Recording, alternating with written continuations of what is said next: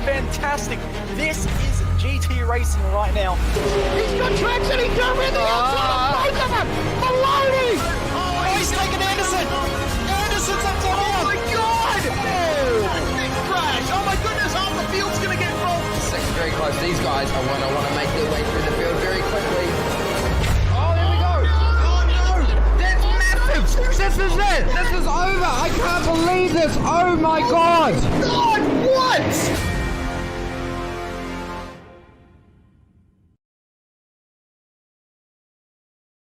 Yeah, so we're using the VRS Direct Force Pro this year. We have a wheel adapter right here, so I'm using the rim I used last year. But the motor right here produces a lot of power, a lot of precision, and it helps me, just feel the car more, feel the car a lot quicker. Especially, this week we're at Sonoma. I can feel it, when it hits the curbs. Any little change in the car, the wheel reacts a lot quicker than your typical gear-driven or belt-driven wheel.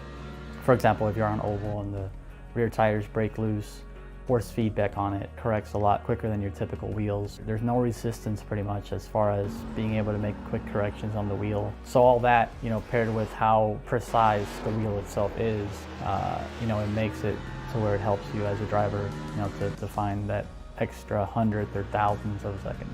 So when you're getting a direct drive wheel, especially the VRS wheel, it's heavy duty. It's got good weight to it, it's not a plastic toy. It feels like you can really beat up on it. A lot of people have issues with their plastic gear-driven wheels just kind of breaking after a couple years. This thing just feels like it can go forever. The forces are really strong where if you might have to let go of the wheel if you get into the wall. You can adjust all that with the settings on it and stuff, but the wheel itself doesn't play around. It's got way more strength than you could ever need, and that's what makes it good, that you can adjust that down to whatever the car needs. So initially you'll be able to get the controller box and the motor together, and eventually you will be able to add a rim onto that option. They'll also be including a button plate on it to put on the rim to have all sorts of different buttons and functionality. Also, pedals are coming, so that's a pretty big deal as well. Hasn't been covered too much, but you know, the goal is to also have pedals to go along with the Direct Force Pro. So that's pretty exciting. The wheel feels good. You know, it feels very much like a real world steering wheel. You just kind of feel like what you would imagine the car to feel like. You know, a real steering wheel in a car is very smooth, it's very direct, very quick, and that's what this wheel feels like.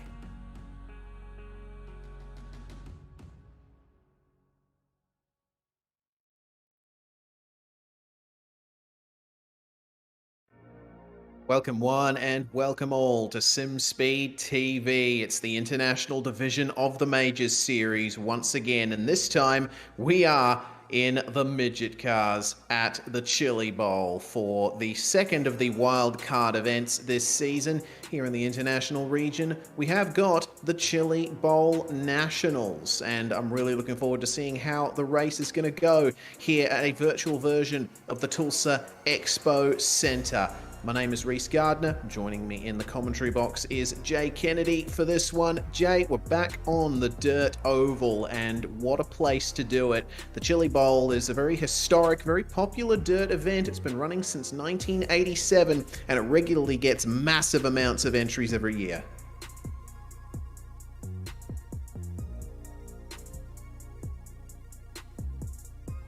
There we go. My microphone settings decided to reset on me. It's one of the marquee events in dirt racing in the world now, isn't it? It's a huge event in real life and a huge event when it's run on iRacing as well. And the Major Series is definitely turning it on. We've got some of the best dirt races within the Major Series coming out. Some of the regulars we see that may not do as much dirt racing as they would like, trying to tackle it, and some others that are just going to try and hold on because dirt racing is nowhere near as easy as people try and make it sound. No, absolutely not. I mean, it is oval racing, of course, but and you're still technically turning in one direction, but you have to turn right to go left, especially in these midget cars, which down here in Australia and New Zealand we know as speed cars. So no downforce on these things. They're powered by a little 4-cylinder engine, very high revving, very light, very nimble, but as you can see, it's a very ungrippy track out there with a very worn-in line around this incredibly short 0.32 kilometer oval circuit here indoors at the Tulsa Expo Center. And it's certainly not easy, especially with the walls this close and it being very difficult to pick out the inside of the corner here with that raised berm on the inside. Yeah, it's a real tough little course, and it's literally a bull ring, isn't it? There's not much to this track at all, and very, very difficult to maintain your composure. If you get stuck, as we just see a car there getting stuck, if you get stuck too wide, you can quite easily end up rolling it or getting caught out and losing a lot of spots. Even if you're in the lead, you're not secure because it is so easy to lose time, grip, and speed. Yeah, absolutely. There's kind of low average speeds for a dirt oval, but that is to say nothing of the racing that this kind of event provides. It is incredibly short, incredibly tight, and the turns come thick and fast, so you have to be incredibly careful how you play out your night. We're going through heats and consolations here tonight as well before a 55-lap feature. And here's how the championship standings look coming out of round 7. Cameron Dance still holding on to the championship lead over Thomas Hinz, who has had a very good run of form lately. Definitely has. Hinzy's sort of become a bit of a dark horse in this one, hasn't he? He's moved himself forward in the championship, slowly pegging in points over Cameron Dance, and Cam's a little bit more concerned about who's coming up behind him now because he knows that the latter half of the season will probably fancy Thomas Hinz's style with some GT racing and some V8 racing still to come. It's going to apply a little bit of pressure to Cam Dance, so he'll be looking to capitalise on his speciality event being dirt oval.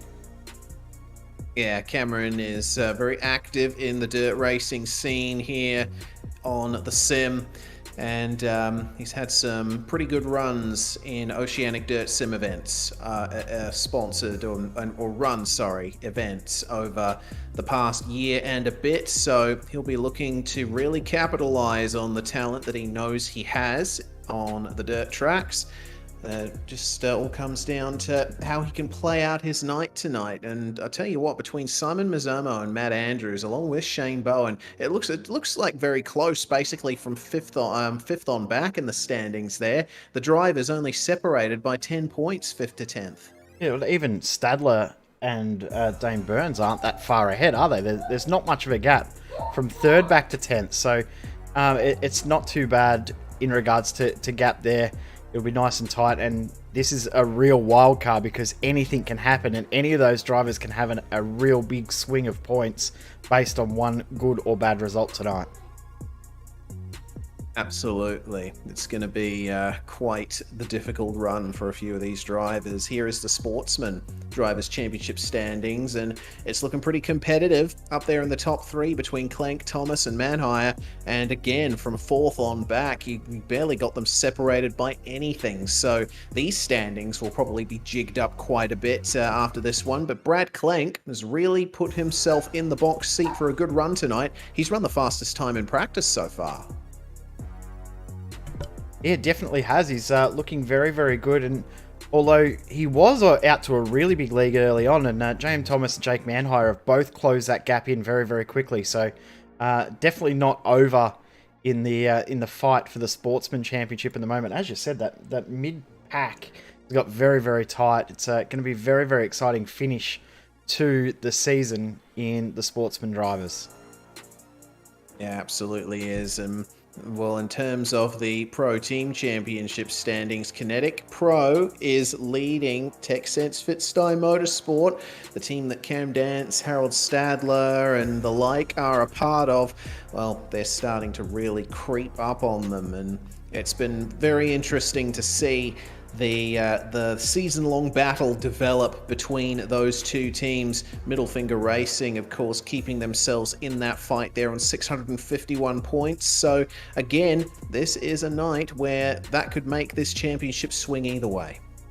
Shows the difference that the drop weeks have had too, because remember, Fitstyle had a huge lead, and then now that the team points have now had the drop rounds come into play, that's closed up, and Kinetic have now taken the lead back. But that's going to ebb and flow the whole way through the remainder of this series, and it's honestly been the championship fight we've been most looking forward to, because it's taken a little while, but we've finally got a team absolutely taking it to Kinetic.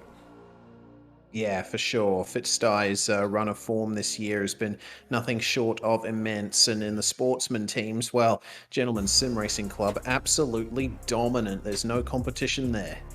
No, not much at all in regards to the top spot, but that P2 through to P4 battle, very, very close with the secondary Gentlemen's Sim Racing Club team, Middle Finger Racing and Vision Motorsport. They are all really, really close, which is awesome to see. And we've got a great finale for the championship in all of our championships as we're into the second half of the season.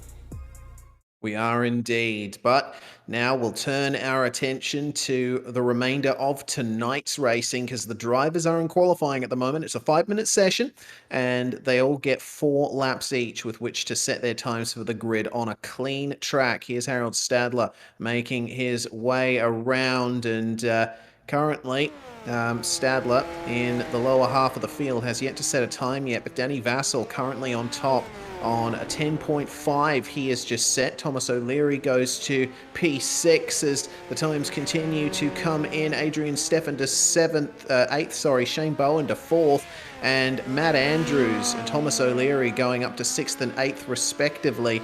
Harold Stadler, meanwhile, can only manage 17th so far, but no, up to P6 he goes as Matt Andrews responds and goes even quicker. Yeah, nice lap from Andrews to go 4th as JM Thomas slots into 12th after his first flying lap.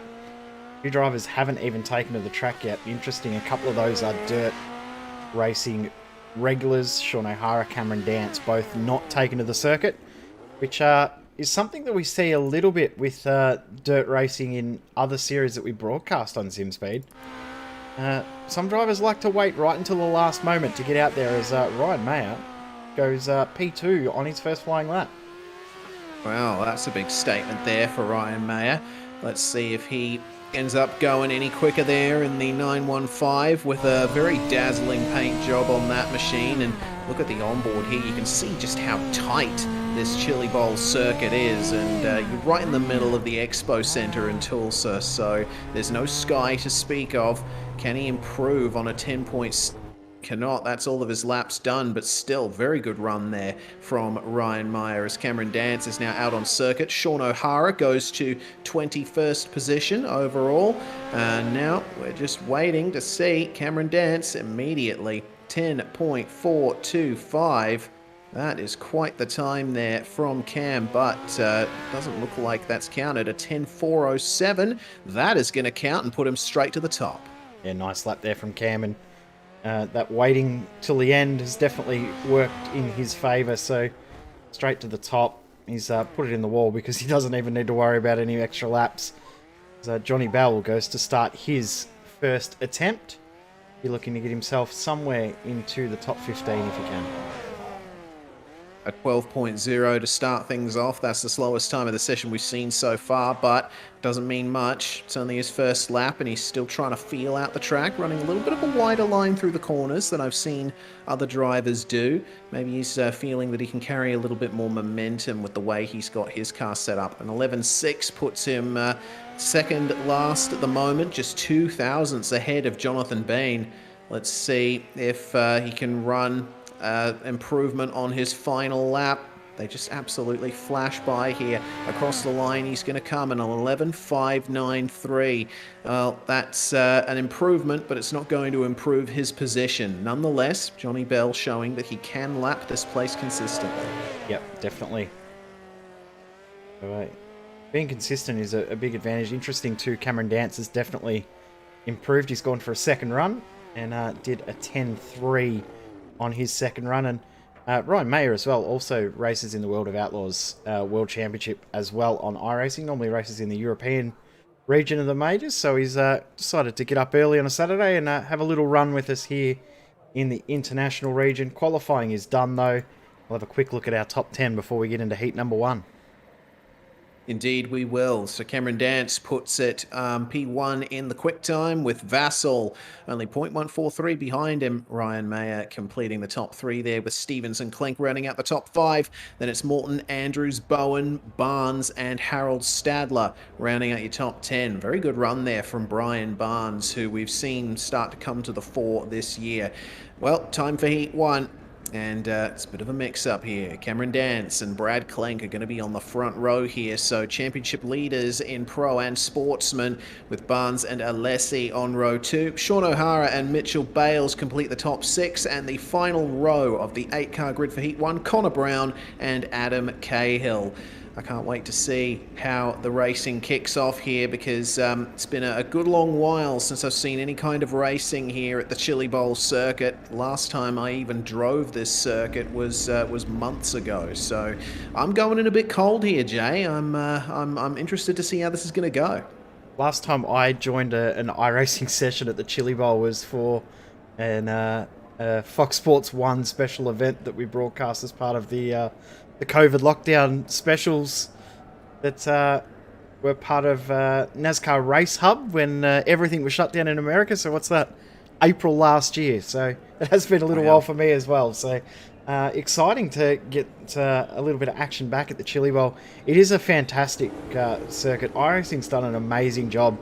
To think that this track A exists in real life and B that we have it in the sim is pretty cool.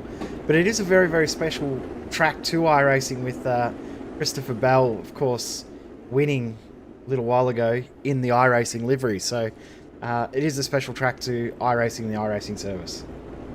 Indeed. Christopher Bell, I think, has won the real-life Chili Bowl 3 times, so certainly seen quite a bit of success at this event. But the pace car's going to pull in, only one turn to go, and then we will be live here for the first heat of the night. Cameron Dance goes early as the green flag flies and pitches it into the first turn as they go green. Brad Klink managing to hold on to second place from Brian Barnes, but he's getting pressured by O'Hara and Alessi, and these heats are very short. They only go for 10 laps, so this is going to be over in a flash, Jay. Definitely will. About a minute and a half to 2 minutes for each heat. Will not take long at all as it's on for third and fourth there between Barnes and Alessi, and then up the inside. Oh no, Alessi up and over. Yeah, look, just Sorry, Sean ricocheted O'Hara. there. Yeah, O'Hara just ricocheted off Barnes and Alessi there, trying to gear it up as Alessi was trying to go up the inside there. So Brian Barnes is under no pressure at all at the moment. Brad Clank and Cameron Dance have just jetted away from the rest of the field as we ride on board here with Mitchell Bales, who currently sits in P6. They're battling for the lower positions here. The top 3 from each heat get a free ticket through to the feature. Everyone behind them is going to have to wait for the consolations in order to try and get their spot onto the grid.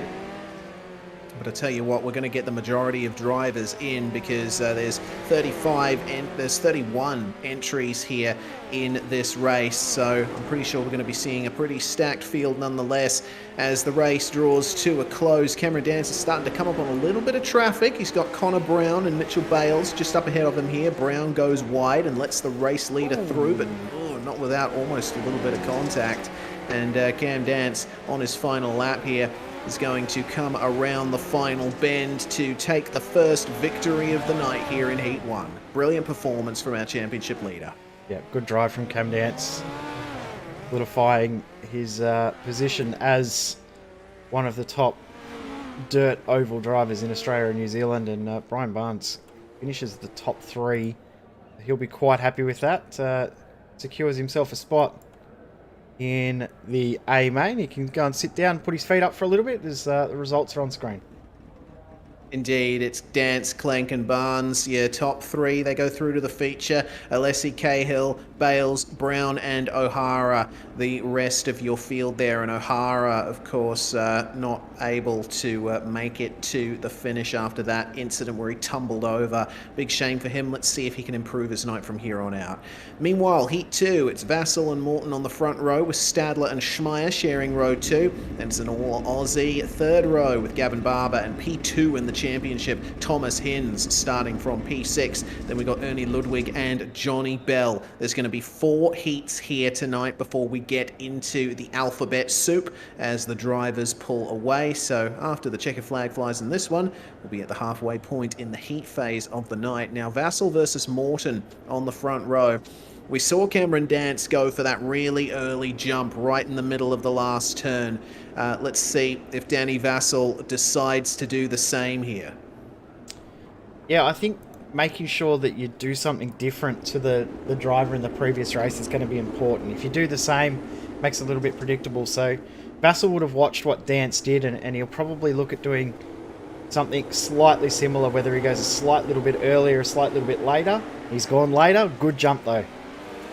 Yeah, certainly he keeps the lead there from Justin Morton as it's all on for third on back. Harold Stadler having a little bit of trouble getting the car turned as there's contact just behind between Thomas Hinz and Gavin Barber, and that sent Barber spinning into the wall. He's going to have to click that into reverse if he can. It looks like he's not able to. He just can't get that thing out of the wall as the race continues. There's no cautions in the heats, so Barber had to wait a bit there, but he's still not going. With this track being as short as it is, it's very difficult to find that space as there's more contact there. Just going into him was Ernie Ludwig for Kinetic Racing. That's some chaos happening there. Yeah, chaos indeed. And Barber's decided to tow it back to the pits because he's already a few laps down. It's going to be tough for him to gain any spots anyway. Harold Stadler currently holding on a third spot with a Schmeier just behind, not too far away, actually closing in a little bit faster on the last lap. So the battle for the last transfer spot is not done at this stage. No, certainly not. Let's see if Stadler can hold on to this one. It was an 11.2 on the last lap for him versus a 10.9 for Jeff Schmeier. So Jeff is really doing well at the moment. But with only 3 laps to go for our leaders, coming up on 2 to go pretty soon, I don't think he's going to have time to make up that gap. No, I think you're right. I think it's pretty much done. Vassell's got a huge advantage as well as he gets the white flag. And Justin Morton's just going to try and hold on to that second position. And the only issue now, maybe a little bit of traffic, but it looks all good. Smiles ahead for Danny Vassell. Indeed. And that is the race completed there for the number 97. It's Morton and Stadley, your top three. They are through to the feature on that. They don't have to do any more racing until the feature comes around. So that is the way they finish out at the end. Unfortunate, that incident between Thomas Hinz and Gavin Barber, because it would have been nice to see that battle if they were able to get away all right. Barber ultimately having to bring it back into the pits and classified 9 laps down. Ernie Ludwig as well making contact with Barber while he was trying to get going. Time for Heat 3 then. And on pole position for this one, Ryan Mayer with Matt Andrews alongside. It's Thomas O'Leary and Adrian Steffen on the second row, with Dylan Gray and Eric Intilli sharing row 3, Australia and America, with Dean Moll and Jonathan Bain, America and Australia, sharing the 4th row. So I'm looking forward to seeing how this heat stacks out, because Ryan Mayer really showing his talent as well on the dirt. You did mention, Jay, that he is a World of Outlaws World Championship competitor. How is he going to fare in this one? I would expect that he is the favourite to win, but if there's any kind of mistake, Matt Andrews is already a race winner in the international division of the majors this year, so he could pounce. 100%, and we've seen how easy it is for a car to get stuck and end up rolling over, so never discount that as a possibility from happening, because we've learnt from previous dirt events, not only in the majors but just dirt events in general, the only thing you can expect in one of these races is the unexpected. So just because someone's looking sweet on pole position does not mean that it's all said and done for them as we get ready to take the green. Heat 3 underway. And Matt Andrews didn't quite get away to the start he wanted. He's gotten into the wall and flipped over from second place. So he's going to have to pull that one back to the pits. Ryan Mayer is unthreatened in the lead. Moving up into second is Thomas O'Leary and Dylan Gray up to P3 from a P5 start. He's under massive pressure from the drivers behind, though. He's got the likes of Adrian Steffen, Dean Moll, and Eric Antilli and Jonathan Bain right behind him. So let's see if Dylan can hold on to this one, driving for Gentleman's Sim Racing Club on board with Moll. It's going to be challenging to get by. And this battle for third is very, very tight. Dean Moll looks like he's actually overdriving the car a little bit, so might have to tone it back. Actually, he's just put it in the wall right on cue. But this battle for third is on. A nice little move there from Adrian Steffen to get through on Dylan Gray, but this is not over here. Dylan Gray will try and get this move back. No, just gets on the inside berm. Adrian Steffen might be just clear now. Yeah, just losing a bit of momentum in the middle of the corner there for Dylan Gray. Unfortunately not able to hold on to that position. Adrian Steffen stuck it up the inside where he needed to and made his way by. Well, Gray still holding on here to 4th place at the moment. Unfortunately, at the moment, he's not going to be able to get himself into that top 3. As my goodness, Eric Antilli starting to come up on Dylan Gray and getting very familiar with the berm. Yeah, he got a fair bit of air there, just launched it over the berm as Ryan Mayer takes the white flag. This is the final lap, and very, very nice composed drive. Picks up the win in heat number 3.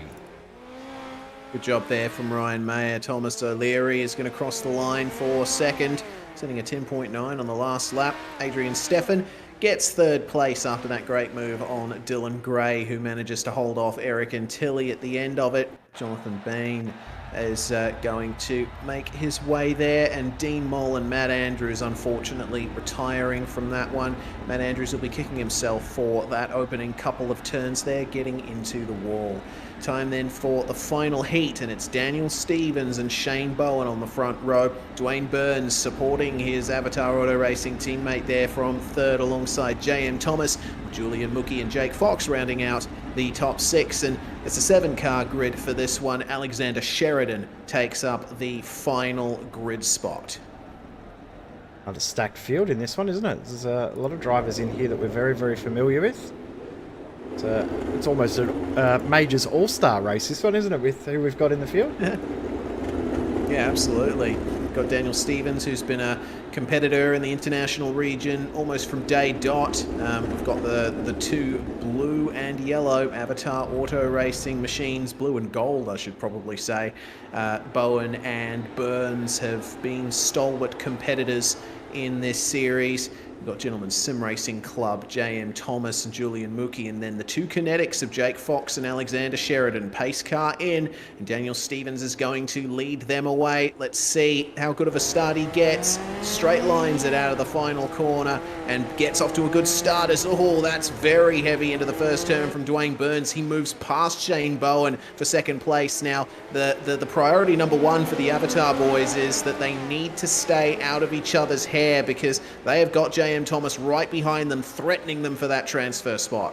Yeah, making sure that you stay 2 and 3 is much more important than anything else, but a little bit wide through turn 4 went Shane Bowen, but he's managed to hold on somehow. J.M. Thomas is right there to pounce. And a mistake for Dane Burns. Concertinaed his teammate back in there, and Burns slips out of the podium positions down into 4th place. He'll be ruining that mistake. I think he just went a little too hard into the corner, got into the wall. So now J.M. Thomas is challenging Shane Bowen here for 2nd place. Fantastic battle we're seeing at the moment. They are keeping it clean for now. Let's see if they continue to keep it clean. Up the inside goes J.M. Thomas. He almost gets alongside Mr. Bowen, but Shane just fires it into the turn a little bit harder, keeps it out of the wall, keeps the momentum up and keeps it going. Dwayne Burns is starting to come back a little bit there on J.M. Thomas as we, oh no, just as I say that, that's Dwayne, commentator's curse. A little too tight. Yeah, big old commentator's curse, and a very quick one too. He just got the berm there as Jake Fox, it seems, is out of the session. Not too sure what happened to him. He's in the pits at the moment. There's drama for our leader, Julian Mookie, getting into Daniel Stevens, and that promotes Shane Bowen into the lead.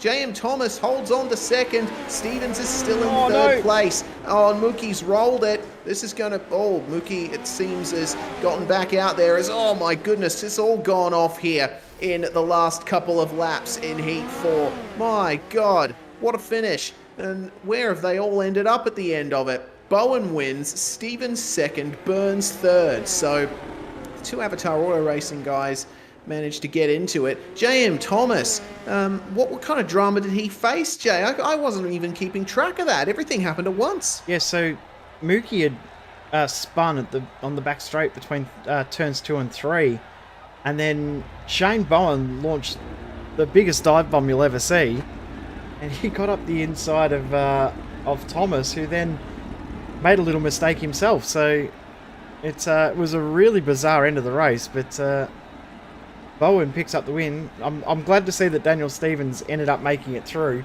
and we've ended up with the top 3 that we had at the start getting through into the A main from that race. Well, balanced as all things should be. I think that's what Thanos said once. Either way, we're going to get into the alphabet soup now. The heats are over, and it's time for the D main, after which there will be a C and B main, and then an A main. So, these drivers get another bite at the cherry, and the top 4 from this will transfer through to the C main. Connor Brown and Ernie Ludwig on the first row, with Moll and Fox row 2, Sean O'Hara and Gavin Barber row 3. Matt Andrews is P7, and Andrews will want to try and work his way up to 4th place at least, because he knows that he has the ability to get into that feature. Yeah, he's definitely got the ability to get into the feature, but he's got the hardest job of the entire night to get into the feature. Top 4 will transfer out of our 7 cars in this one, so there are more positions up for grabs. There's also more laps for the drivers to actually make this work. Doesn't mean it's any easier than it would be in another race. As the green flag flies, D main underway. And Connor Brown gets off to an alright start. He's being shadowed by Ernie Ludwig, though, as there's some shuffling for positions further back. Jake Fox gets up into P3 as, there's contact between Sean O'Hara and Dean Moll. And O'Hara is over. That's contact there with Matt Andrews, whose bad luck tonight just continues, and O'Hara's bad luck even worse. That's a big shame for those two. I think they are out of contention here, but the lead is on. And Connor Brown, going over the berm on the inside. He won't want to do that too much because Ernie Ludwig is right there to try and take advantage. The 08 of Jake Fox is right there as well, but Fox gets over the berm, makes contact with Moll on the inside, and Dean Moll gets spun around on the wall. He gets into Gavin Barber, who gets into Matt Andrews. This is chaos again. This is absolutely hectic, and drivers will probably want to tone it down a little bit. I mean, we're only 5 laps in as Ernie Ludwig and Connor Brown still go at it for the lead. So top 3 are all together, and then the battle for the last spot to go to the C main is on, as well as another bounce off the berm for Gavin Barber. He's going way too shallow through turns 1 and 2 and clipping the berm almost every lap. Yeah, that seems that way, and it looks like Matt Andrews, almost forcing himself up the inside as it's still on for the lead, and actually really catching up here. Jake Fox, oh no, Jake Fox comes down there on Gavin Barber, who gets into Andrews again. There's going to be a lot of unhappy drivers here tonight as Ernie Ludwig is just blasting away in the lead right now. He leads by a second or so on Connor Brown, who's trying his best to hold off Jake Fox, but it looks like in the midst of all of that, Matt Andrews has made it into the top 4. Yeah, Andrews back into the top 4 finally. Dean Moll is in the pits. He's done. Sean O'Hara is out for the night. He is done. So we've only got 5 left and 4 transfer through. Gavin Barber is a long way back. He's struggling, but Jake Fox versus Connor Brown. This battle for 2nd and 3rd is not over. Gavin Barber needs to keep going just because of how intense this battle is right here. Yeah, absolutely. He could potentially gain quite a bit of time if any of these guys come together, as there is Matt Andrews getting by Connor Brown on the outside, and Brown getting onto the berm. He's really losing momentum there. Makes a couple more mistakes like that. Barber will be right there to get him, but this is a 15-lap Dean Maynard. Oh no! Matt Andrews turning around Jake Fox, and Jake will have to wait a bit there to get going. He's going to fall outside the top 4 there. So Gavin Barber sticking with it. He's managed to make it back into the top 4. It's final lap though for Ernie Ludwig. And after starting in 2nd, he's managed to keep it mostly clean and keep himself in contention. So he takes the victory flag here in the D main. Matt Andrews is going to come home in 2nd at the end of all of that, despite all the dramas. Connor Brown, a very good drive, holding on to 3rd place with Gavin Barber rounding up the top 4. These guys will transfer through to the C main, which is coming up right now. Unfortunately, everyone behind Gavin Barber is going to have to go home. Jake Fox, Dean Moll, and Sean O'Hara. That's a big shame for those guys. I reckon they could have all managed to get their way into the feature. Here is the grid then for the C main. It's J.M. Thomas and Mitchell Bales on the front row, and then it's Hins and Bain, 2 drivers who, again, suffered bad luck in the heats. They will want to get themselves in there, keep themselves in that top 4 so they can transfer through to the B main. It's Mookie and our D main winner, Ludwig, on the 3rd row with Andrews, Brown, and Barber all transferring through there to the very back. 9 cars in this one, and goodness me, if the competition is as fierce as it was in the D main, we are in for one heck of a night, Jay. Geez, if it's half as intense as that D main room with a good one. So looking forward to seeing how it goes. And Matt Andrews somehow getting through. That was incredible for him. Deserved, because of course he was right up there at the start of the night and is a championship contender. So good to see him actually making it through into the C main. But the reason we call it the alphabet soup and working your way through the alphabet, because he's gone from the D, goes to the C, next will be the B, and then the A. So he's got to work his way through all of those to get himself through. But one advantage that he would have if he gets through is he's had a lot of practice. Yeah, certainly. Let's see what happens up front, though. J.M. Thomas is going to run them away, goes over the berm, and that's a bit of a slightly better getaway from Mitchell Bales as there's contact in the midfield. Thomas Hins coming down on Julian Mookie, sending him down onto the berm. So Thomas Hins now is in a little bit of trouble there as there's very tight battling in the midfield. That's a concertina between Andrews and Bain, and Ben's been sent up and over. That's the thing with these midget cars, these speed cars that we call them down here in the Southern Hemisphere. You got to be very mindful of the weight transfer. You get on the throttle a bit too hard and the front end just comes off the ground. Yeah, exactly. Oh Does- Andrews. Oh, that was very, very, very lucky there for Andrews. And of course, the big thing when you put too much power down the front wheels come off the ground, it makes it a little bit hard to turn.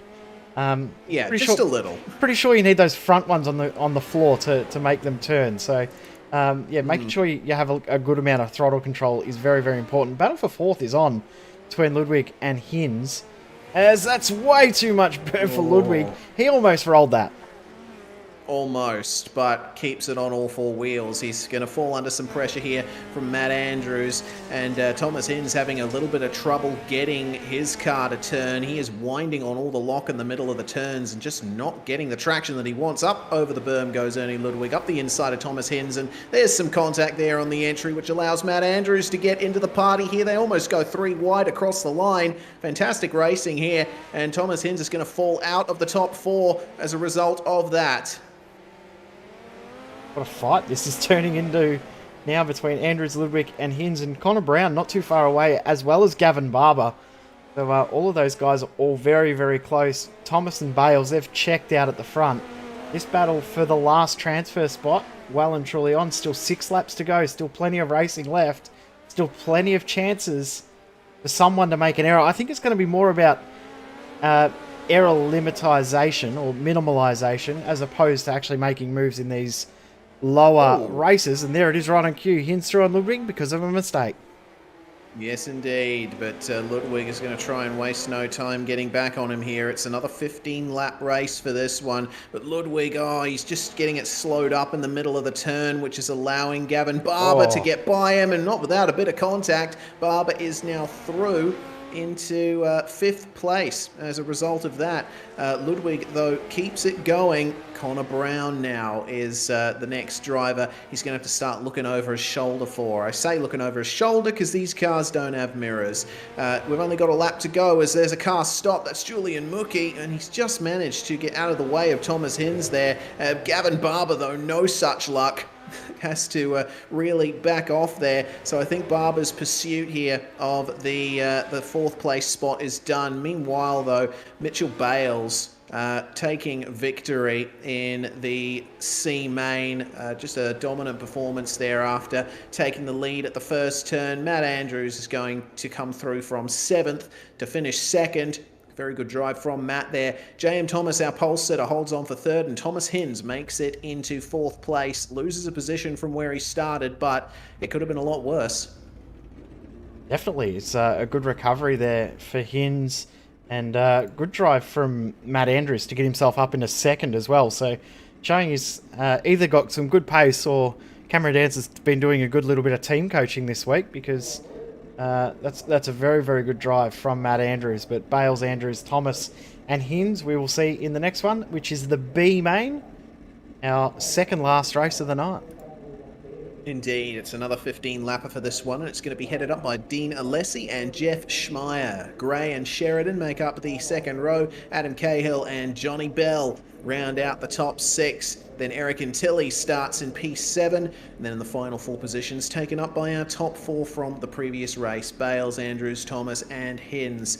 And the top 8 from this one will transfer through into the feature. 3 drivers are going to be going home after this. Yep, 3 will be out and 8 will get themselves into the A main, which will be 55 green flag laps. So that will feel like it's going to take forever for some of these guys. And if we don't see them settle, like if we see them behave in the way that we've seen them in the races just gone, in the heats and the mains that we've seen so far, it's going to be a very, very long race, because we're going to spend a lot of time under caution. Hopefully the fact that we will have yellows under the A main might clean some of the racing up a little bit. Hopefully so. We'll see how it goes here in the B main, though. Dean Alessi leads them away, but immediately pressured on the outside by Jeff Schmeier, as up the inside into 2nd goes Dylan Gray. What a great start from the 002 as the side-by-side contact between Cahill and Sheridan. the third and fourth. They all pile into the turn at once. Sheridan getting up the inside of Schmeier, who's really trying here. But just behind them. Oh dear, that's a kinetic car up and over. And that looks like Eric Antilli's night is done. Jeff Schmeier also with an error there getting onto the berm. And he's lost a ton of positions as a result of that. Yep, Antilli's done for the night, unfortunately. Yeah, Schmeier just bouncing up on the inside curb and up onto the concrete wall. He was able to keep it going though, so he's a long way back. Thomas Hinz has got himself into the top 8 now. Matt Andrews just outside. But Dean Alessi, Dylan Gray at the front. Alessi's checked out, but the battle for second behind Dylan Gray is well and truly on. And a little bit of bumping between Sheridan and Gray. This is what we like to see. Indeed, a little bit of bumping is nice, but we don't want to see cars getting completely sent into space. For one thing, you probably hit the roof at this track. But regardless, looking back from Dylan Gray's rear quarter, you see just how close these guys end up getting, and that might have been a little contact between Gray and Sheridan. This is very hard racing that we've got between these guys, but JM Thomas is right there to take advantage if either of them make a mistake. Meanwhile, the battle for 8th, it looks like Thomas Hinz is left behind Matt Andrews now, and Matt just needs to get a little bit more consistency as it's very close between these two cars here. My goodness. Johnny Bell keeping himself in contention here with Mitchell Bales, and they got Thomas Hinz right on them now, and Hinz might get slowed up a little bit, and that could bring Sheridan back into contention for the top 8.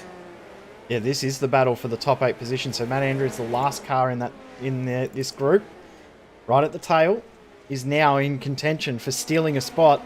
But he's not only got one driver that he could steal it off, he's got 3. So a little bit of contact between he and Hinz. This is continuing on. Only 4 laps to go, though, so not much left. And Jeff Schmeier's not far away as well. So this battle for the last transfer spot is well and truly on. It absolutely is, and very hard into the turn from Matt Andrews. Nearly cleaned up Thomas Hinz, but they keep it clean. The battle for second is going off again as well, because Dylan Gray continuing to keep Alexander Sheridan and Adam Cahill behind. There's some very clean battling that's been going on here up at the front of the field. Big props to all of these drivers for keeping it clean, as Matt Andrews airborne, and checkered flag for Dean Alessi. It looks like that might be it there for Matt Andrews. Thomas Hinz is going to hold on there for 7th place. Who's going to win the battle for second is the big question. My goodness. Dylan Gray. What? Oh, Dylan Gray by just 2/10 there from Adam Cahill. That was a fantastic fight and a fantastic B main. I really enjoyed that. That was absolutely thrilling, and here are the results. Alessi, Gray, Cahill, Sheridan, Thomas, Bell, Bales, and Hinz all go through into our next race, the A main, which is coming up right now. Schmeier, Andrews, and Antilli finish up. Almost getting himself through the whole alphabet there was Matt Andrews, but just misses out by 2 spots. Yeah, it's a real shame there for Matt, but a sterling effort regardless. So 20 cars then for our A main here, when it's headed up by Cameron Dance and Danny Vassell, with Ryan Mayer and Shane Bowen making up the second row. Brad Klenk, our Sportsman Championship leader, in 5th place alongside Justin Morton. Thomas O'Leary and Daniel Stevens round out the top 8, and the top 10 rounded out by Brian Barnes and Harold Stadler. Yeah, then we got Adrian Steffen and Dane Burns on row number 6 in 11th and 12th. Then we got Dean Alessi, Dylan Gray, Adam Cahill, Alexander Sheridan, JM Thomas, Johnny Bell, and then the last row will be Mitchell Bales and Thomas Hinz. Of course, the bottom 8 all have made their way through from the B main. The 55 laps ahead for this race. 55 green flag laps we need to emphasize. So if we have a caution, counter will stop. When we go back green, the counter will restart again. Indeed it will. So pace car is in and away we're going to go. Cameron Dance, what can he do from here? He gets off to a great start. 3 wheels it across the line as he gets the A main off to a great start. We've already got a car in the wall and up and over. So Daniel Stevens is the one there. He's just brought it straight back to the pits, and I think he is done for the night. Good thing about these cautions, Jay, is we can have an opportunity to get a virtual racing school replay to see what happened here to Daniel Stevens just tumbling into the wall. So it looked very difficult there in the mid-pack. It just looked like a bit of three-wide contact, just sent him up on his side.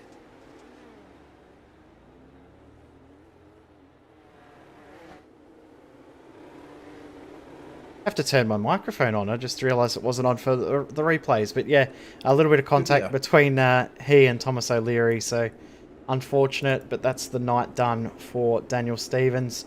Very, very sad to see. And as Jonathan Ben just put in the YouTube chat, another sausage roll to go on Daniel Stevens' cars. Yeah, goodness me. There's been a lot of sausage rolls been put on Daniel Stevens' car recently. Did you just see the safety car just come back out through the wall? Yes, I just saw that. It looked like the caution had been extended, and yeah, well, the iRacing pace truck decided to break the laws of physics ever so slightly, and the caution was extended by one more lap. It's just come straight back into the pits. Hi-bye, pace truck. Time to get the racing back on as Cameron Dance gets off to a good single-file start there from Vassal and Meyer. They start to break away from the rest of the field as trying now up the inside of Shane Bowen there is Brad Clank, and he gets the move done for 4th place, side by side, just behind the 96 of Thomas O'Leary and Justin Morton trading positions. Harold Stadler making up a place there on Brian Barnes. It's side by side between Alexander Sheridan and Adam Cahill as they make their way through the first couple of turns, and it looks like Sheridan just winning out that battle as they cross the line. It was turns 3 and 4 I was looking at, not 1 and 2. Johnny Bell mounting the berm a little bit. He might be giving Thomas Hins and J.M. Thomas an advantage. Definitely J.M. Thomas as he makes his way out of the corner. Big traction there versus the number 52 is, oh my goodness, that is very close battling there. Danny Vassal losing out on second place and getting into the wall. The caution is out. We've only completed 6 laps in the feature so far. Oh, what a shame there for Vassal. He is done. Let's see what happened here on the replay, Jay.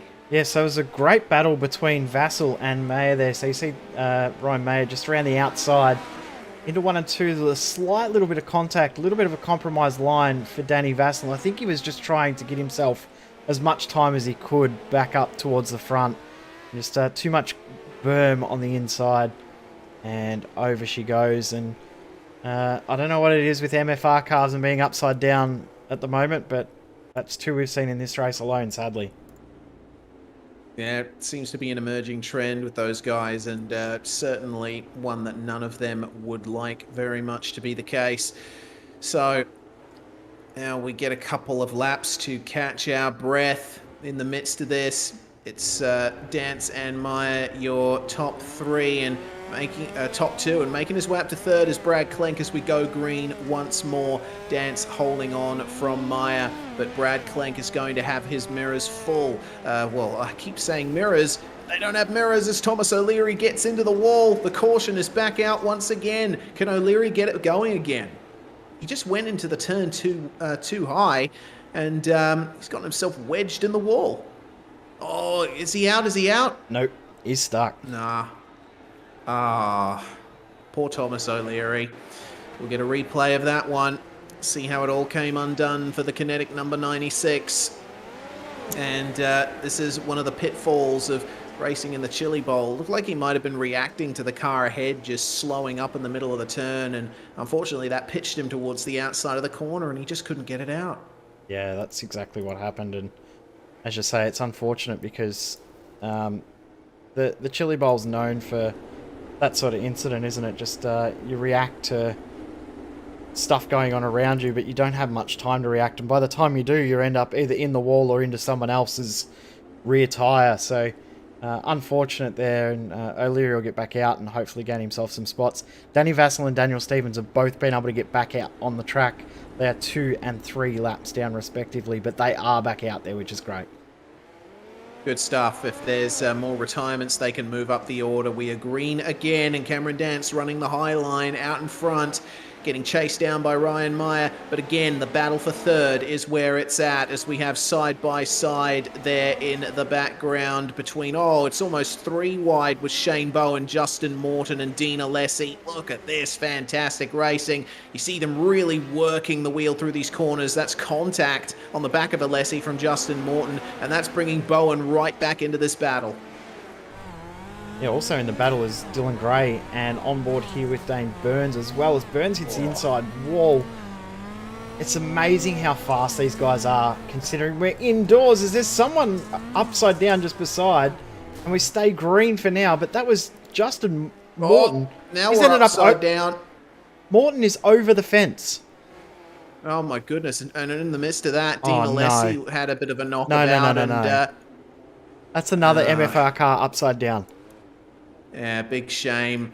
Oh, so heartbreaking looking at this. We'll get the replay here of what happened to This is Justin Morton. Justin Morton.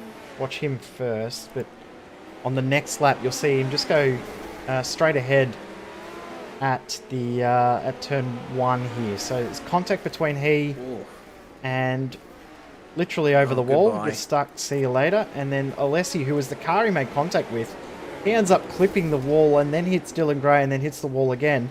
That's 3 MFR cars upside down in the A main. Yeah, that's really sad. And Justin Morton making his feelings known in the InSim text chat. Goodness. He says, it wasn't worth waking at 2 a.m. to do. Good night, y'all. And away he goes. So, very unhappy Justin Morton there, but there's still all to play for our top drivers here as Cameron Dance brings us through to the green flag once more. Ryan Meyer continuing to hold on as over the berm goes Brad Klenk. Trying his best to hold on to that third position. Harold Stadler has made his way up into 4th now from 10th. It's been a very good climb up through the field from Harold, but Brian Barnes is really pressuring him as it's an absolute mess here back in the midfield. 3 wide between the 177, the 5, and the 7. That's Bowen, Sheridan, and Bales all getting together there, and Bowen just starting to fall back here into the clutches of J.M. Thomas and Adam Cahill. Crazy little battle going on Johnny here, isn't it? Bell. Oh, around in the background, and also Dean Alessi also having issues. We stay green though. Battle between Barnes and Stadler has been going back and forth as well. They've changed positions 3 or 4 times over the last couple of laps. So this little battle now for 4th and 5th, because Brad Klenk's broken away, definitely is on. That battle behind though between Cahill, Bowen, Sheridan, Bales, Thomas, it's settled for now, but I think they're just getting their breath back. It's back on again. Caution's out. Yeah, caution's out, and Danny Vassell is up and over again, and this was contact with Ryan Mayer, because Vassell and Stevens were slowing down to let the leaders go, and then they made contact, and they were going slow. Ryan Mayer didn't really have many places to go, so see what happened here. Yeah, the leaders come through, they make contact, and there is Mayer making contact with Danny Vassell, sending him up and over. And I think there's going to be a lot of unhappy drivers coming out of this one tonight. Definitely, it's been a bit messy, hasn't it? Hasn't gone to plan at all for a lot of drivers. And sad to say again, another MFR driver ending up upside down. I think that's the second time Danny Vassell's been upside down tonight, so unfortunate for him. The one positive to take away for that for Ryan Mayer is he didn't lose any spots, even though there was contact. And sometimes we see that in these races, the drivers are trying to do the right thing by the leaders, causes bigger issues in itself. Yeah, indeed. And I think the issue is exacerbated by it being such a short track as we're green again. Single file for everyone. Dance, Meyer, and Klenk, your top 3. But Klenk is under pressure here from Brian Barnes. They are side by side. We're right on board with Harold Stadler. We can see the battle just up ahead of him here. And the slide job and into... Klenk manages to keep it going though. My goodness, that was nearly another caution, but Brad manages to keep it going. He is now in front of Bales and Thomas, that battling pair.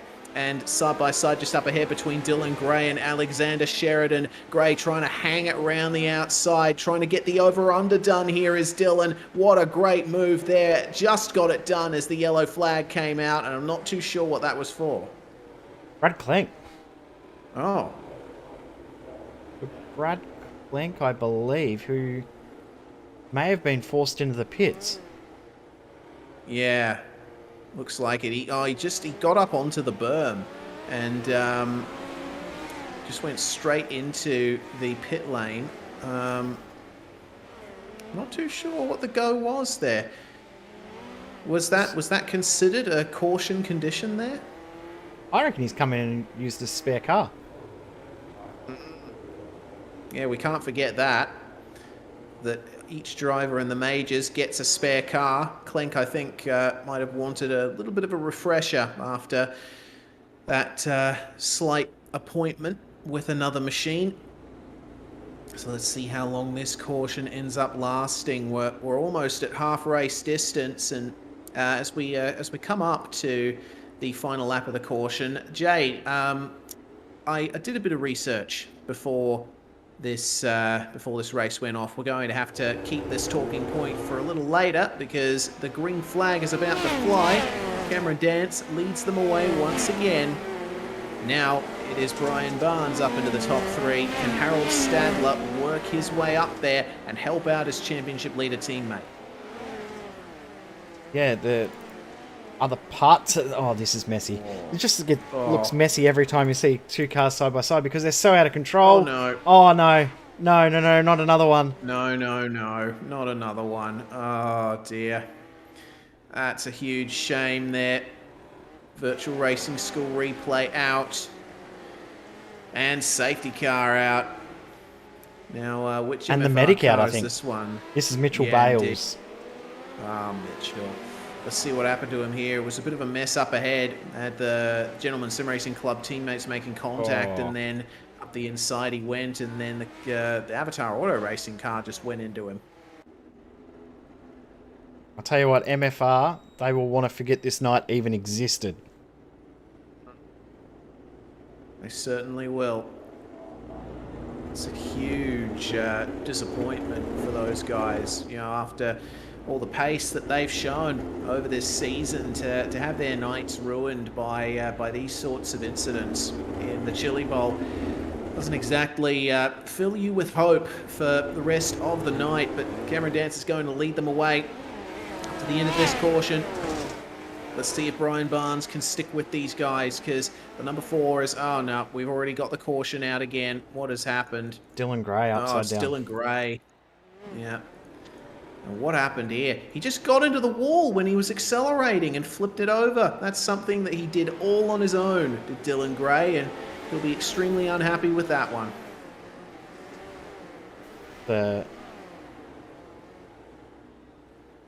It's a disappointing incident, that one, and we saw similar in the race at Indy as well, where solo mistake for Dylan Gray brought an end to a positive race, isn't it? Very, very disappointing to see. Indeed. Just while we're under caution, hopefully Dylan Gray can make his way back out. But the A main is 55 laps at the Chili Bowl for a good reason. It used to be 50 laps, but in 2012, the driver Donnie Ray Crawford III was tragically killed in a family incident, and his race number was 55. So from 2012 onwards, the Chili Bowl has become a 55-lap A main event, and the 28th lap of this 55-lap event going off to relatively clean start, as Cameron Dance now is starting to come under a little bit more pressure from Ryan Meyer. See how he goes, as it's really on for one of the minor positions in the top 10 as the yellow flag comes out again, and it looks like that's an Avatar Auto Racing car. That's Dwayne Burns. That's a huge shame. This VRS replay thing is going to get worn out. The tape's going to have to get reset by the end of the night, because it is getting worked really hard A little bit of contact between Burns and Hinz, and then as Burns was recovering, 3 cars just cleaned him up. Yeah, I think he'll be unhappy with that kind of conduct, because you know, when a car's spinning in front of you and a yellow flag comes out, yeah, it's a short track, you don't really have much time to react, but I think you would expect that the cars would slow down and try to avoid it. But unfortunately, there's an awful lot of cases where we've just seen drivers piling into an incident without having much caution on the mind. So I'm not too sure how some people watching would feel about that, but I certainly feel that it could be a little bit cleaner when incidents end up happening. Restart once again here in the Chili Bowl, the international division of the majors, and championship leader Cameron Dance leads the way still, as he has since the very start. He's led every lap so far. And we're on board here with Alexander Sheridan. He is currently getting harassed by JM Thomas around the outside, and he's having to go a little bit defensive there. They make contact. Thomas almost getting into the wall. This is going to bring Shane Bowen right into the fold. Yep, and you can see Thomas almost getting hit by Bowen then too, so really good little fight here between these two. And the caution is out again. And is that for Dane Burns, or is it for Danny Vassell? No, Danny Vassell's been stopped for a while. So it had to be for Dane Burns, who was slow on the track, actually trying to get out of the way of cars, and I think that has triggered the caution. Okay. Well, that's certainly something that we could have done without. See that racing continuing. So yeah, Burns going slowly there on the berm. He's almost stopped there. Slowing right down. And then you'll see when he comes back out here, cars go past 3 wide. Brings out the caution at that point. Yeah, okay. So that is the automated caution detection system that iRacing has. If a car is detected as going slowly enough relative to other cars out on track, it automatically brings out the caution. And I mean, Dwayne Burns wasn't crashing, he wasn't doing anything wrong, but it seems that it sort of triggered the system right there. So 22 laps to go. Let's see how many of them we can complete in a row before the next caution. Cameron Dance going to lead them away. And again, it is Mayer and Barnes, 2nd and 3rd. But everyone is together. The top 2 going to start to break away here pretty soon. Mayer's really coming on strong here in the second half of the race. Definitely is. And one thing that these guys is, we've got another caution out. I'm going to say that the one thing that these guys have to be careful of, this is a big one. This is Hinz and Bowen both upside down. These guys have to be careful of fuel as well, because they want to make sure that they did put enough fuel in the cars just to make sure that they were going to make it home. Indeed, and it looks like Hinz and Bowen didn't really have a part to play in this one. It was between Alexander Sheridan and JM Thomas. So, Thomas gets into Sheridan there, spins him around. In comes Bowen, in comes Hinz. And, Bowen and Hinz, I think they'll be ruining that, because despite not being the cars that caused the incident, they were the ones who really did not benefit from it. Yeah, well, they've lost out big time, haven't they? So that wasn't on from Thomas. He was in way too hot, and just wasn't even an attempt at a slide job. That was almost a takeout, just absolutely way too deep. And Thomas just took the rear right out of Alexander Sheridan, and those sort of moves very, very frowned upon within the dirt community. Indeed. Well, away we go once more. The caution has concluded. Cameron Dance now almost in it with 19 laps to go.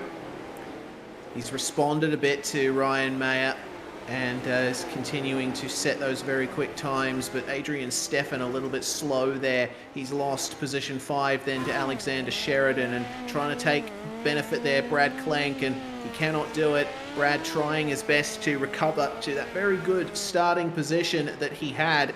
Clank, of course, starting in 5th place. Thomas Hinz has made his way back out onto the circuit. He's found some clear air, and with that spare car on, he is getting it done just behind this pack of cars. Cameron Dance is not that far behind him though, so he's going to have to lift off pretty soon. Hinz trying to go for it on Adam Cahill.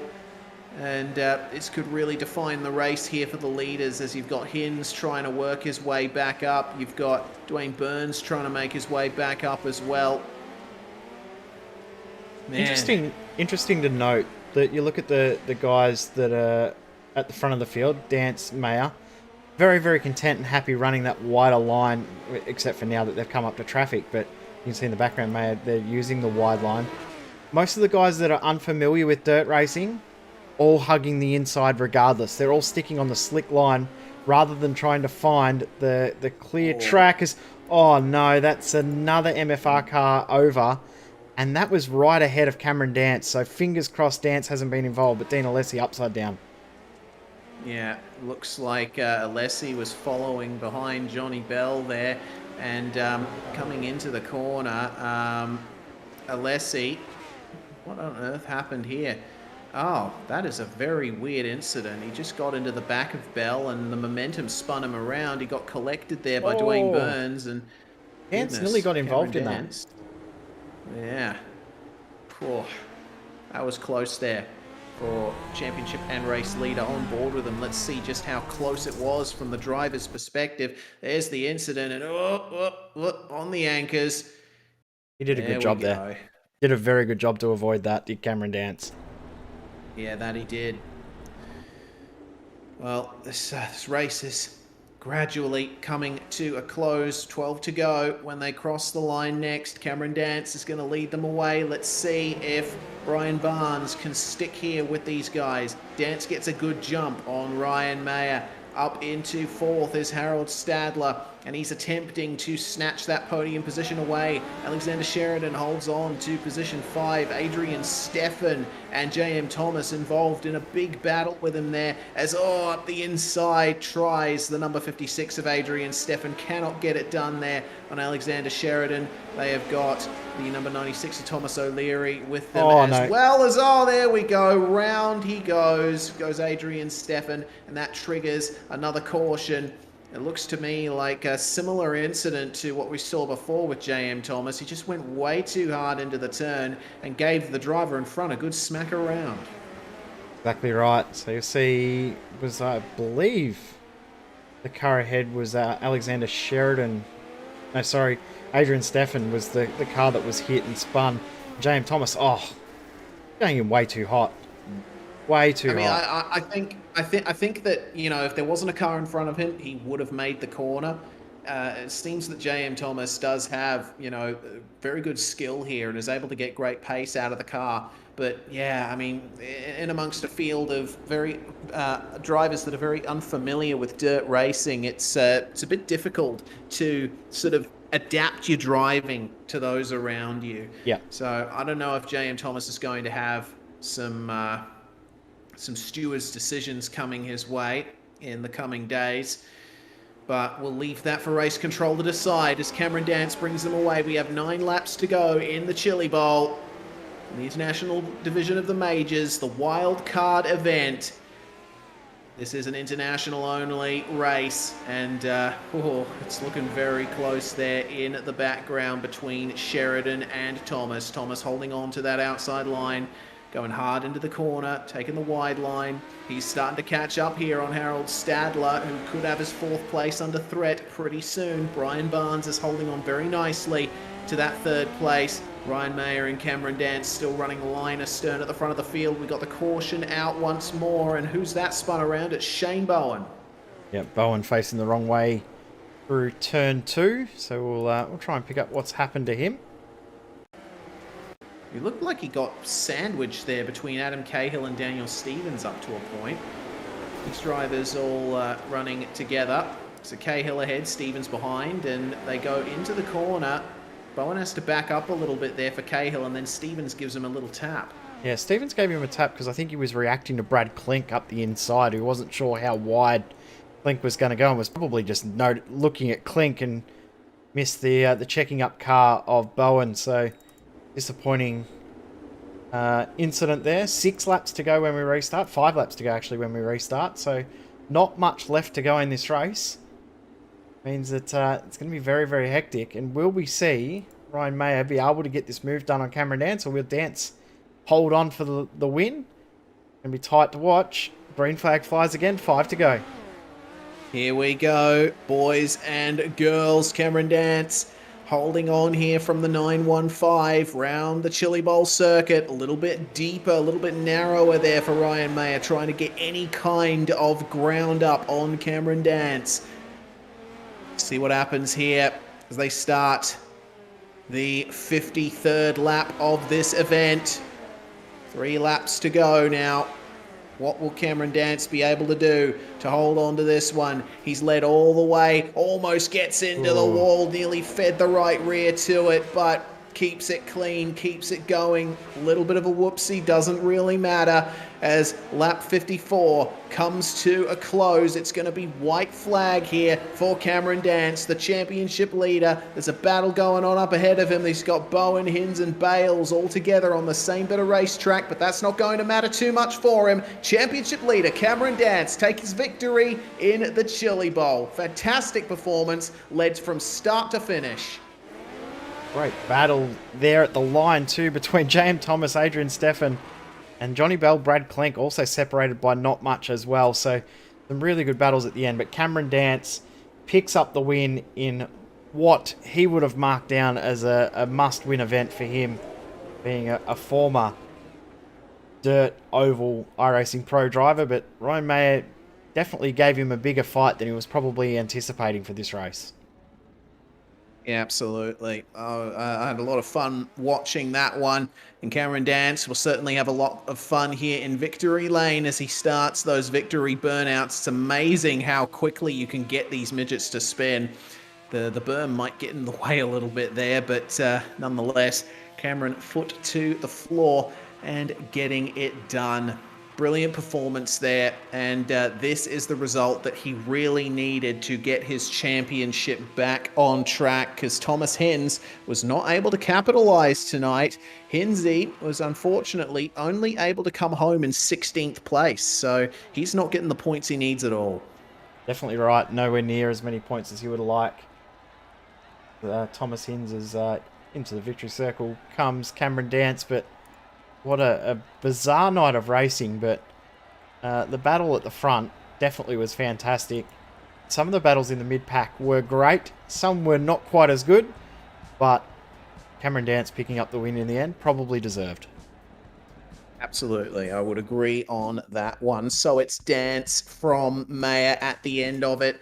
Brian Barnes coming home in third. An excellent performance there from the number 4. He can be very proud of that one, as can Harold Stadler in 4th place. Alexander Sheridan comes home P5 in number 5, with JM Thomas coming home in P6, with Adrian Steffen, Adam Cahill, Johnny Bell and Mitchell Bales rounding out the top 10 there. Ultimately, we had 8 cars come home on the lead lap. Then a tale of woe and what might have been on this second page. Klink 2 laps down, Stevens 3 laps down, O'Leary 4 laps down, Burns, Bowen and Hinz also all 4 laps down, Dean Alessi 8 laps down, and then the DNFs for Gray, Vassell and Morton. Unfortunate for those guys, but I tell you who is probably going to be the most heartbroken by this race is not just one, but the entire team at MFR. Every single one of their drivers that was in the A main ended up at upside down at some point. Absolutely horrible night for that team. Yeah, absolutely. And our thoughts go out to you guys. You know, that was certainly a night to forget for the Middle Finger Racing crew. We are awaiting interviews, and immediately in comes the race winner, Cameron Dance. Cam, congratulations. You are Chili Bowl winner here in the International Division of the Majors Series. How does it feel? How did the car feel? Because it looked like you were in control of that thing the whole time. Yeah, go and drill it, boys. Let's go. No, yeah, it was a really, really good race. The cautions kind of ruined it a little bit, but I wasn't actually completely happy with the car because I made a change just prior to the to get to gridding, where I dropped the gearing down a little bit just to try and get a little bit more drive off the corner rather than bogging it down, so it was more suited to the start. But the track ended up not going away too badly for me, so it wasn't too much of a issue. But no, it wasn't too bad, and in the end, the car was really, really hooked up, and we managed to come away with a win and pole for pretty much the entire night. Absolutely, and this certainly brings your championship lead into an even better state than it was, with Thomas Hinz only finishing 16th in the A main. So ultimately, the battle between you two is going to continue, but it's in your favour for now. 100%. I mean, it's a really, really good amount of points that we got, and obviously some of the drivers that turned up were going to mean that Hinzi was going to finish a little bit more down the order, but also at the same time he's going to score still some reasonable points when you take them out of the equation. But yeah, no, it's really, really good to get a win on the board and add another result to the list at the moment, and mean that our drop round's not going to be so bad if we need one. And me and Jay were talking a little earlier. Well, Jay was mentioning about how the more experienced dirt drivers, such as yourself, Ryan Mayer, etc., were sending it into the corners a little bit wider, taking that wider line here through the turns. Obviously, you know, there's the track. Evolving over the course of the night, having the lower line become slick and all that sort of stuff. But how do you approach the way you drive the Chili Bowl circuit? Yeah, the way the track formed up, we could have probably run the bottom, but just the way that the bottom was really, really difficult to run, in terms of that you had a very, very fine line between being too tight and being too loose and in the slick. So it was just a lot easier to run the top side of the racetrack up against the outside wall and where the cushion was, rather than trying to fight the bottom. And that car's made it a little bit of a challenge in that department as well. We kind of weren't quite sure what to do, and if you're trying to pass them on the bottom side, you could easily fall into the slick and end up not quite getting past. But yeah, just the way the track formed out, it was actually a lot fresher and a lot less slick than I thought it was going to end up. But it is what it is at the end of the day. It's just dirt racing for you. Absolutely is, and at the end of the day, you and dirt go hand in hand. You are the winner. From your top step on the podium, Cameron Dance, anyone that you'd like to thank before we let you go? Well, shout out to the boys at TechSense Fitstyle Motorsport and all our partners, TechSense Sensors, Renville Harnesses, Demon Tweaks, Fight CRC, Majors Garage, Sim3D, you guys for the awesome broadcast, Mike and the team for the awesome series, all the boys out there for the awesome racing, especially Ryan for giving me a bit of a run for my money. And yeah, also well done to Harold on pretty much getting second international points when you take out the wildcard drivers. And then I forgot what I was going to say on this last one. Oh yeah, also look forward to seeing what's going to happen in the next round. Yeah, absolutely, as are we. That is Cameron Dance, the winner of the Chili Bowl, and looks like that's going to be the only driver interview we have for the night, Jay. Next round, I'm certainly going to be looking forward to. Where are we at for that? That looks amazing. The Spa 2.4 in GT machinery. That is going to be fantastic. Yep, it'll definitely be a fantastic event, and of course, the rest of the events this weekend for the majors, which will be Monday morning our time. European region heads to Hull in the Rallycross cars, and the Americas region heads to Crandon in the Pro 2 and Pro 4 trucks. So if you're awake when the Euro and Americas races are on, or if you're awake or at home, make sure you watch with our friends at GSRC. For the Pro Splits. That will be absolutely fantastic racing in both of those. But yeah, Majors next round, that's going to be fun, because we've been obviously covering the VRS GT3 Sprint Series, and the racing in it has been phenomenal. To see them do a little bit longer race, 2.5 hour race essentially, it's going to be extremely fun. I can't wait. I'm looking forward to it. Yeah, so am I. This is going to be a fantastic run here on July the 31st in the International Division of the Majors Series. So it's advantage Cameron Dance for now in terms of the championship. Can Thomas Hinz bounce back and keep this championship fight alive? Or will we have a surprise driver come in and mix things up at the top of the standings? You'll find out with us when we come back for the International Division of the Majors Series at the end of the month. Until then, We want to give a big thanks to our supporters at Virtual Racing School, to all of you out there for tuning in and watching around the world, and certainly to the majors for their continued running of this fantastic series. I'm Reese Gardner, it's Jay Kennedy alongside me. From all of us here at SimSpeed TV, we'll see you again very soon.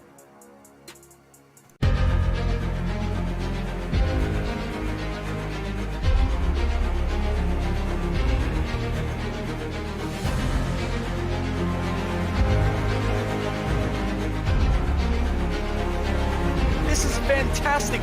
This is GT racing right now. He's got traction, he's going with the outside of both of them! Maloney! Oh, he's taken Anderson. Anderson's up to him. Oh my god! Big crash. Oh my goodness, half the field's going to get involved. Second very close. These guys I want to make their way through the field very quickly. Oh, here we go! Oh no! That's massive! This is it! This is over! I can't believe this! Oh my god! God, what?